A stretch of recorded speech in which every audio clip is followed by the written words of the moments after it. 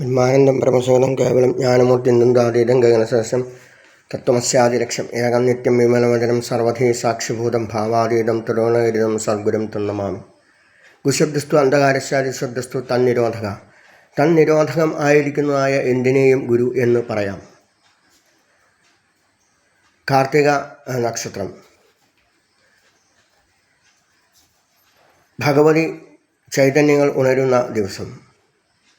ഇന്ന് പിറന്നാൾ ആഘോഷിക്കുന്നതായ എല്ലാവർക്കും എല്ലാവിധ ആശംസകളും നേരുന്നതോടൊപ്പം തന്നെ ദേവിയായാലും അയ്യപ്പനായാലും എന്തായാലും ആരായാലും എന്തായാലും ടു ഇസഡ്, അത് സംസ്കൃതമോ ഭാഷയോ ഒന്നും പ്രാധാന്യമല്ല എന്നർത്ഥം. അവിടെ ഭക്തിക്കാണ് പ്രാധാന്യം. പ്രാകൃതമായ ഭക്തിയുണ്ട്, രാജസമായ ഭക്തിയുണ്ട്, സാത്വികമായ ഭക്തിയുണ്ട്. പ്രാകൃതമായ ഭക്തി എന്ന് പറഞ്ഞു കഴിഞ്ഞാൽ തമോഗുണം അനുസരിച്ച് അവനവൻ്റെ ഒരു കണ്ണു പോയാലും മറ്റുള്ളവരുടെ ഒരു കണ്ണു പോകണം എന്ന് പ്രാർത്ഥിക്കുന്നതായ രീതിയിലുള്ളതായ ഭക്തി.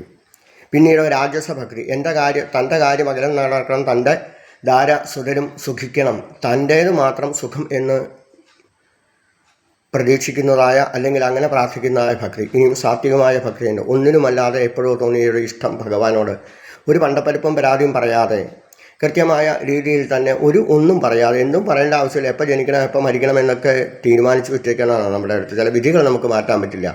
അപ്പോൾ എരുതരെ വരുന്നവർക്ക് തുരുതരെ വരും നൽകുന്നതായ തലപ്പുഞ്ച മഹാദേവൻ്റെ നടയിൽ വരുമ്പോൾ പ്രദക്ഷിണം വെച്ച് നാമം ജപിച്ച് തൊഴുത് സൗകര്യം പോലെയുള്ളതായ ചുറ്റുകളൊക്കെ എടുത്ത് കൃത്യമായ രീതിയിൽ തന്നെ പുഷ്പാഞ്ജലി ആദികളും ധാരകളും കഴിക്കുന്നു. 36 ധാര എല്ലാ ദിവസവും കഴിപ്പിടിക്കുന്നതായ അപൂർവ ക്ഷേത്രങ്ങളിലൊന്നാണ്. ഒരു പാത്രത്തിൽ നിന്ന് നിവേദിക്കപ്പെടുന്നതായ ഒരേ ഒരു ക്ഷേത്രമാണ്, ലോകത്തിലെ ഒരേ ഒരു ക്ഷേത്രമാണ് തലപ്പുഞ്ച മഹാദേവ ക്ഷേത്രം. കൃത്യമായ രീതിയിൽ തന്നെ തുടരുന്നതായ ചടങ്ങുകൾ, പുനരുദ്ധാരണ പ്രവർത്തനങ്ങൾ ഒക്കെ നടന്നുകൊണ്ടിരിക്കുകയാണ്. അപ്പോൾ സ്നേഹത്തിൻ്റെ പ്രതീകമായിക്കൊണ്ട് എവിടെയൊക്കെ എന്തൊക്കെ ചൈതന്യങ്ങളുണ്ടോ ആ ചൈതന്യങ്ങൾ അനുസരിച്ച് നാമജപത്തിൻ്റെ പൂർവ്വജന്മ സുഹൃതമായിക്കൊണ്ട് ധാരാളം കുട്ടികൾ, നഴ്സറി പ്രായമുള്ള കുട്ടികൾ വരെ ശാസ്താവിൻ്റെ കീർത്തനങ്ങൾ പാടുന്നു. അതുപോലെ തന്നെ ഭഗവതിയുടെ കീർത്തനങ്ങൾ പാടുന്നു. ലോകം മുഴുവൻ ഉറ്റുനോക്കുന്നതായ പ്രശാന്ത് വർമാജി അദ്ദേഹത്തിൻ്റെ ചരിത്രങ്ങളെ വർണ്ണിച്ചുകൊണ്ട് അദ്ദേഹത്തിൻ്റെ പിന്തുടരുന്നതായ നന്ദഗോൻ ഭജൻസ്. അപ്പോൾ എവിടെ ചെന്നാലും നാമജപത്തിൻ്റെ ധ്വനികൾ മാത്രമേ കേൾക്കാനുള്ളൂ. എവിടെ എന്തൊക്കെ വിവാദങ്ങളുണ്ടായോ ആ വിവാദങ്ങളും നമ്മൾ ഒന്നും ചെവിക്കൊള്ളേണ്ട കാര്യമില്ല. വിവാദങ്ങൾ എപ്പോഴും എനിക്കെതിരെയും വിവാദങ്ങൾ ഉണ്ടാകുന്നുണ്ട്, ഓരോ വ്യക്തികൾക്കെതിരെയും വിവാദങ്ങളുണ്ട്, ഓരോ അംശങ്ങൾക്കെതിരെയും വിവാദങ്ങളല്ല അവിടെ പ്രധാനം. എത്രയേറെ വിമർശനങ്ങൾ ഉണ്ടാകുന്നു അത്രയേറെ ആ ചൈതന്യത്തിന് ശക്തി കൂടുള്ളൂ. വിമർശിത ദശേഷേണ യഥാ ഇച്ഛസി തഥാ ഗുരു എന്ന് ഭഗവാൻ ഗീതയിൽ പറയുന്ന പോലെ തന്നെ സ്നേഹമസരണമായ രീതിയിലുള്ളതായ ഏത് ചൈതന്യവും ഒറ്റ വിളിച്ചാൽ മതി. അയ്യപ്പ എന്ന് വിളിച്ചാൽ മതി, അമ്മേ നാരായണ എന്ന് വിളിച്ചാൽ മതി, നാരായണ എന്ന് വിളിച്ചാൽ മതി, കൃഷ്ണ എന്ന് വിളിച്ചാൽ മതി, നമഃശിവായ എന്ന് വിളിച്ചാൽ മതി. എന്തിനാണ് ഈ നമുക്ക് അധികാരമില്ലാത്ത രീതിയിലുള്ള മന്ത്രങ്ങൾക്കും മറ്റു കാര്യങ്ങൾക്കുമൊക്കെ പോകുന്നത്? ധാരാളമുണ്ട്. അമ്മേ എന്ന് വിളിച്ചാലും കേൾക്കും, ഫാദർ എന്ന് വിളിച്ചാലും കേൾക്കും, മദർ എന്ന് വിളിച്ചാലും കേൾക്കും, പിത എന്ന് വിളിച്ചാലും കേൾക്കും. അപ്പോൾ എപ്പോഴും നമ്മൾ ശ്രദ്ധിക്കേണ്ടത് ഒന്ന് ഓർക്കുക, ബോധം സ്വരൂപമായിരിക്കുന്നതായ ഈശ്വര ചൈതന്യം നിലനിൽക്കുമ്പോൾ തന്നെ വയസ്സായി എന്ന് അവർക്ക് തോന്നുന്ന സമയത്ത് നമ്മൾ അവിടെ ചെല്ലുക, അവരെ പരിചരിക്കുക, അവർക്ക് വേണ്ടതായ നാമജപത്തിനുള്ള ശക്തി കൊടുക്കുക, അവരെ നമസ്കരിച്ച് അനുഗ്രഹം മേടിക്കുക. വേണ്ടത് അങ്ങനെ തന്നെയാണ്. എപ്പോഴാണ് ബോധമുള്ളപ്പോൾ, എപ്പോഴാണ് സംസാരിക്കാൻ കഴിയുമ്പോൾ, എപ്പോഴാണ് മരുന്നിന് ആവശ്യമുണ്ടോ അല്ലെങ്കിൽ വേറെ എന്തെങ്കിലും ഡ്രസ്സിന് ആവശ്യമുണ്ടോ എന്ന് ആവശ്യപ്പെടുമ്പോൾ ആനന്ദ തുണ്ടിലമാക്കുന്ന രീതിയിലുള്ളതായ ഒരു വലിയ സപരിവാരം പൂജയോ അല്ലെങ്കിൽ ഒരു കലശം കളിച്ചതിൻ്റെ തുല്യ പ്രാധാന്യം തന്നെയാണ് ബോധത്തിലിരിക്കുമ്പോൾ, ബോധസ്വരൂപത്തിലിരിക്കുമ്പോൾ, അല്ലെങ്കിൽ അവനവൻ്റെ കാര്യങ്ങൾക്ക് ആരോഗ്യമുള്ള നാമം ജപിക്കാനുള്ള ശക്തി ഉള്ള സമയത്ത് നമ്മൾ അതിന് ജാതി മത വർഗ രാഷ്ട്രീയ ഭേദങ്ങളോ ഒന്നും ബാധകമാവാൻ പാടില്ല.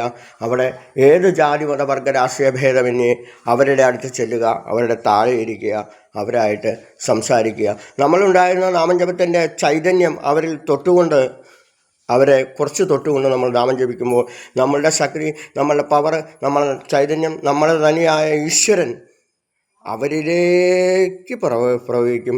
അവർക്കും അപ്പോൾ അവർ എന്തെന്നില്ലാത്തൊരു ഉത്സാഹം നമുക്ക് അവർക്ക് കാണാൻ സാധിക്കും. നീ വന്നുവല്ലോ, ഇന്ന് എനിക്ക് യാതൊരു അസുഖങ്ങളുമില്ല, ഞാൻ സ്വന്തമായിട്ട് ആരെയും തൊടാണ്ട് നടക്കുന്നു, പുസ്തകങ്ങൾ ഗ്രന്ഥങ്ങൾ കയ്യിൽ പിടിച്ചുകൊണ്ട് നിൻ്റെ അടുത്തേക്ക് വരുന്നു എന്ന് പറഞ്ഞിരുന്നതായ ഒരു മുത്തശ്ശി, പേര് പറയുന്നില്ല, ഏറ്റെടുക്കാൻ കഴിയാത്തതായ മുത്തശ്ശി പോലും ഗ്രന്ഥങ്ങൾ എടുത്തുകൊണ്ട് എൻ്റെ അടുത്ത് നിന്ന് വാരിപ്പുണർന്നെങ്കിൽ അതിന് സംശയമൊന്നുമില്ല. അത് പൂർവ്വജന്മ സുകൃതം തന്നെയാണ് ഇങ്ങനെയുള്ളവരെ കണ്ടെത്തേണ്ടത്.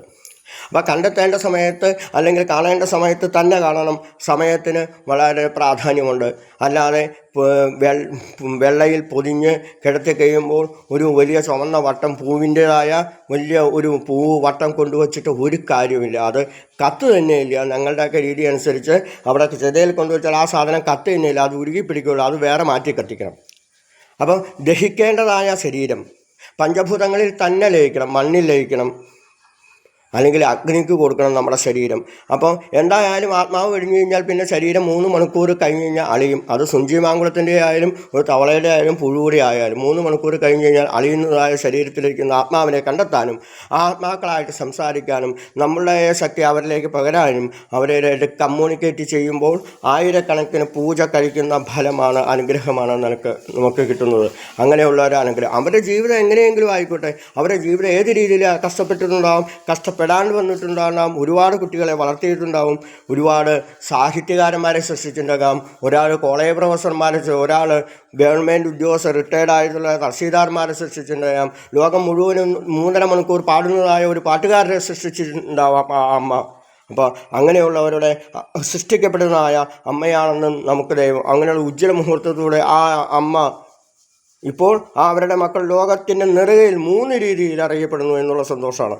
ഒന്ന്, എന്ത് കാര്യത്തിലും സർവീസ് പെൻഷനേഴ്സ് അസോസിയേഷൻ്റെ അടക്കം പ്രവർത്തനങ്ങളടക്കം എല്ലാവരിലും ഇല്ലങ്ങൾക്കും ഈ വീടുകളിലും എത്തിച്ചേർന്ന് 5 പൈസയും മേടിക്കാതെ പ്രവർത്തിക്കുന്ന ഒരാൾ. പിന്നീട് സാമൂഹ്യ പ്രവർത്തനങ്ങളടക്കം, അതുപോലെ കോളേജ് പ്രവർത്തനങ്ങളടക്കം, അതുപോലെ പ്രഭാഷണങ്ങളടക്കം പ്രവർത്തിക്കുന്ന ഒരാൾ. പിന്നെ ലോകത്തിൻ്റെ നിറകിൽ അമേരിക്കയിലൊക്കെ ലോകം മുഴുവൻ 3.5 മണിക്കൂർ നിർത്താതെ ശാസ്ത്രീയ സംഗീതം അവതരിപ്പിച്ച് ലോകത്തിൻ്റെ മുഴുവൻ നമസ്കാരം എടുക്കുന്ന ഒരാൾ.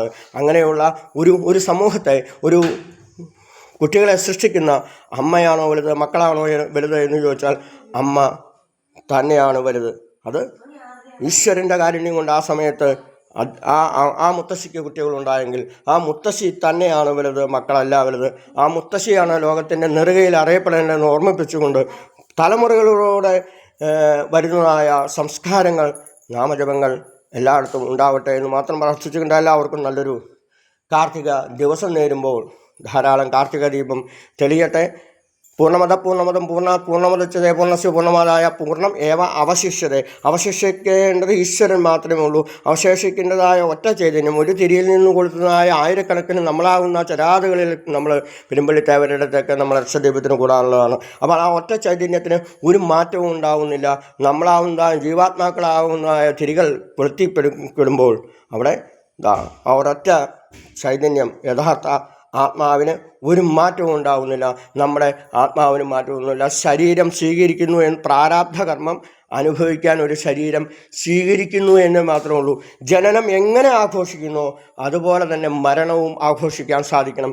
തമിഴ്നാട്ടിലൊക്കെ നമുക്കറിയാം, പുറം നാട്ടിലൊക്കെ അറിയാം, ഭസ്മമൊക്കെ തെളിയിച്ച് ശ്മശാനത്തിലേക്ക് വലിയ വാദ്യവേളങ്ങളിലൂടെ പോകുന്നത്.